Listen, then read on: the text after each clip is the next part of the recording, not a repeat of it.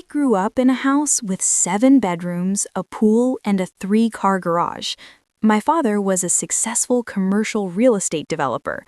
My mother came from old money, and somehow I was the one wearing hand-me-downs while my siblings got new clothes every season.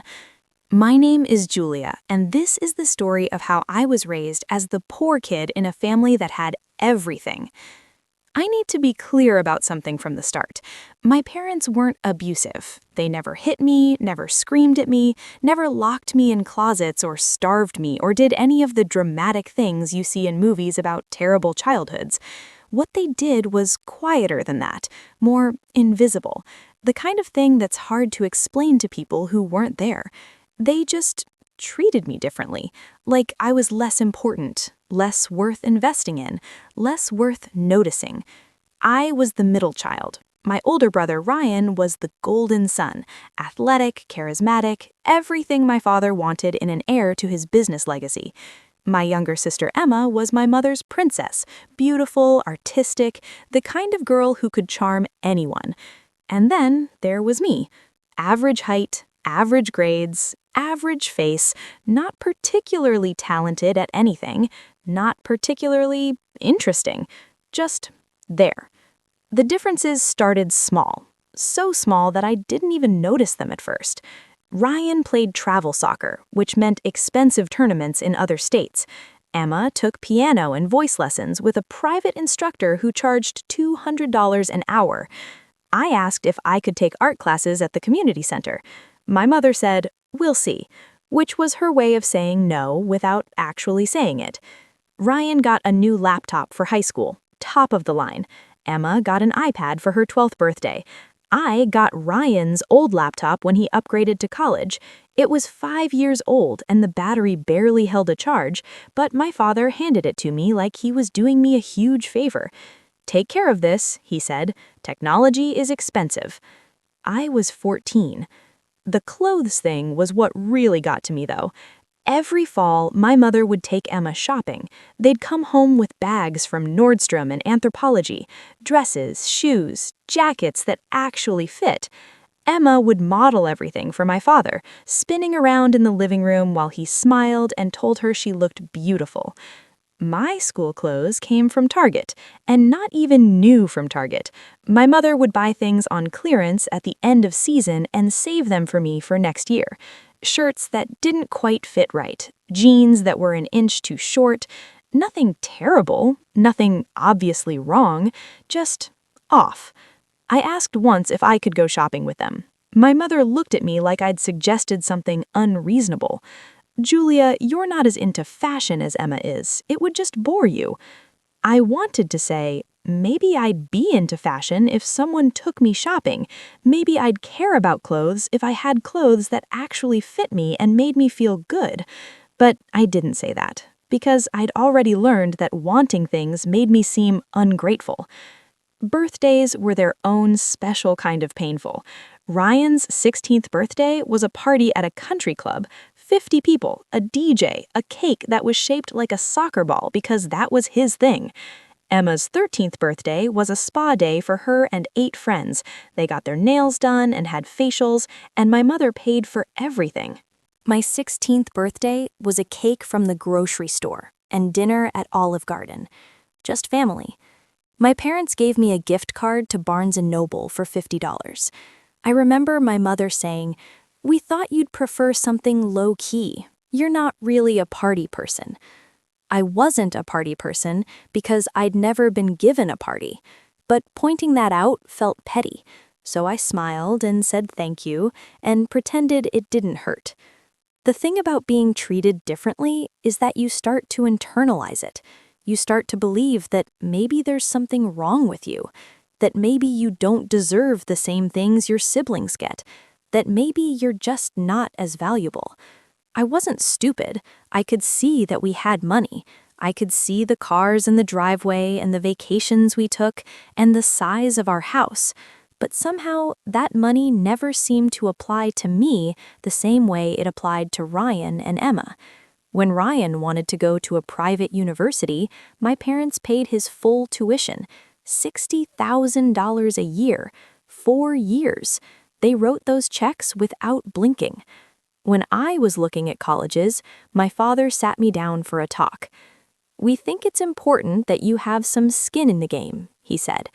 "We'll pay for half of your state school tuition. The rest you can cover with loans and a part-time job. It'll teach you responsibility."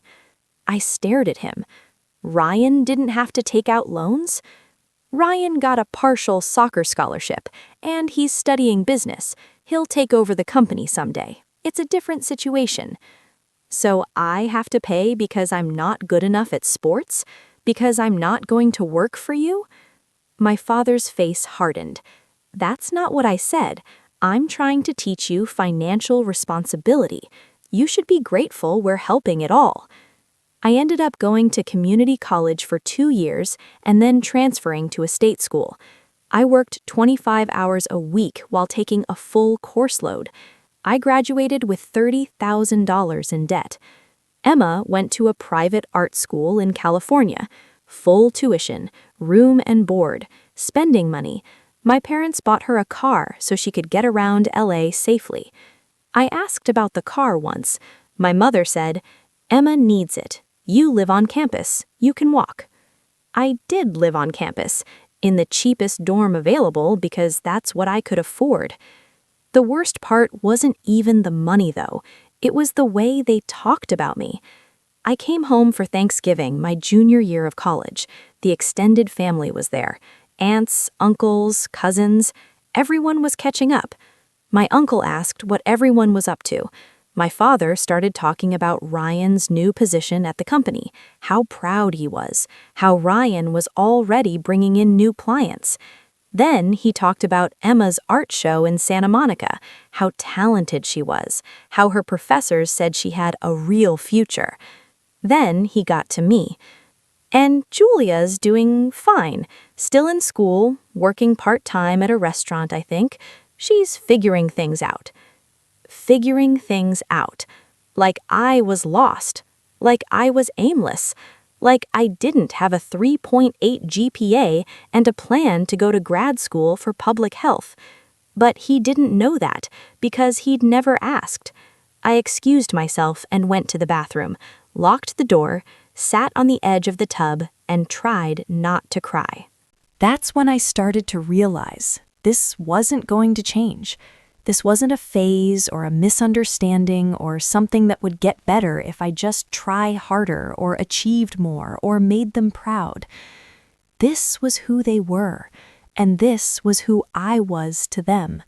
The daughter they didn't invest in, the child they didn't prioritize, the one they'd always see as less than. I graduated college and moved across the country, got a job, started my own life, put distance between me and the family that had never quite made room for me. And slowly, over years, I started to see it clearly. My parents weren't poor, they weren't struggling, they had more than enough money to give all 3 of their children the same opportunities. They chose not to. They chose to invest in Ryan because he was the son who would carry on the family name and business. They chose to invest in Emma because she was charming and beautiful and made them look good. And they chose not to invest in me because I was ordinary, because I didn't fit into their vision of success, because loving me required more effort than they were willing to give. I'm 32 now. I have my own career, my own apartment, my own life built entirely without their help. I don't talk to my parents much anymore.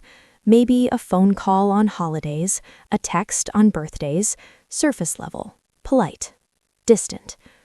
Ryan runs my father's company now. He's doing well. We're not close. Emma's a working artist in Los Angeles. She still calls my mother 3 times a week. They're best friends. And I'm the one who got away. The one who learned that you don't owe your family endless chances to see your worth. That blood doesn't mean you have to accept being treated as less than. That sometimes the kindest thing you can do for yourself is stop waiting for people to love you the way you deserve.